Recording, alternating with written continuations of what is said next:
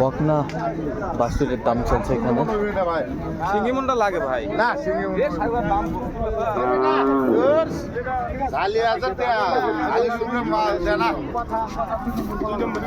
গরুটা কি দুটাই তোমার?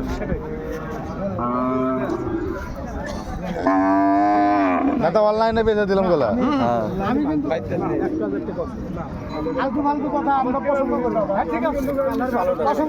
বকনা বাছুর দুটা একই কালার,